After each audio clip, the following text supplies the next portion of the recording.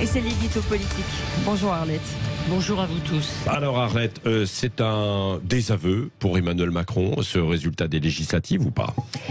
Oui, évidemment. Alors on dit que les Français sont un peuple politique. Alors ça paraît une formule un peu banale, mais au fond c'est vrai, ils ont appliqué la proportionnelle, un mode de scrutin promis par les présidents successifs pour les législatives, et évidemment qu'ils n'ont jamais mis en œuvre. Les Français l'ont fait tout seuls, et c'est vrai que 2 mois après l'élection présidentielle, ce vote est un message clair, désaveu pour Emmanuel Macron. Il a commis plusieurs erreurs, le président. D'abord réélu, il a cru que automatiquement, comme ses prédécesseurs, le quinquennat a été fait pour ça, il obtiendrait une majorité absolue à tous les coups, sans difficulté.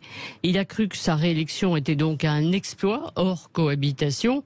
Or, en fait, il avait légèrement oublié, même s'il avait dit ce vote m'oblige, il a oublié que c'était un vote face à Marine Le Pen et donc un vote contraint pour un certain nombre de Français.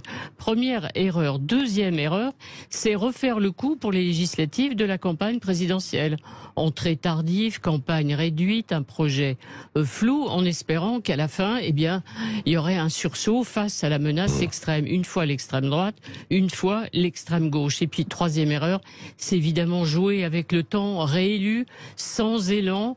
Après un vote encore une fois contraint, il a attendu 1 mois pour former un gouvernement qui n'a pris aucune décision, tandis que lui semblait se concentrer un peu plus sur la situation internationale, qui est évidemment extrêmement préoccupante, mais semblait se détourner, ou en tout cas ne pas répondre aux attentes des Français. Bref, il a joué un petit jeu politicien, politicard, qui ne ressemblait pas, mais alors pas du tout, à Emmanuel Macron, celui de 2017, bien entendu. Oui, c'est ça. Alors maintenant, c'est comment gouverner sans majorité absolue. Et puis d'ailleurs, au passage, est-ce qu'il pourra garder Elisabeth Borne à Matignon? Alors ça fait effectivement beaucoup de questions. Alors constituer une majorité d'action, c'est ce qu'a dit la Première ministre Elisabeth Borne hier soir.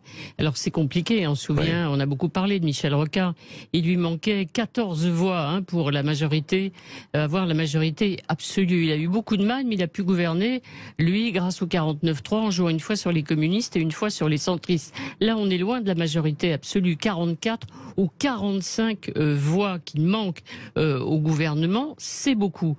Le seul salut, il est du côté des Républicains. Seulement, ces Républicains sont, on le sait, divisés. Il y a ceux qui sont favorables à un accord de gouvernement avec Emmanuel Macron, c'est Jean-François Copé, et ceux qui sont franchement hostiles, au gouvernement de se débrouiller, et ils voteront au coup par coup. Alors, la recherche d'une majorité pour chaque projet sera extrêmement compliqué.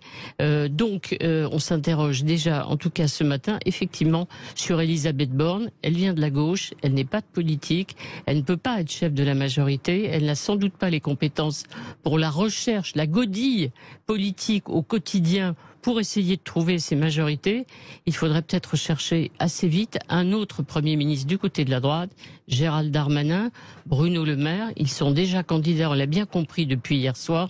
Et puis certains dans la majorité relative pensent déjà à la dissolution. Merci Arlette Chabot.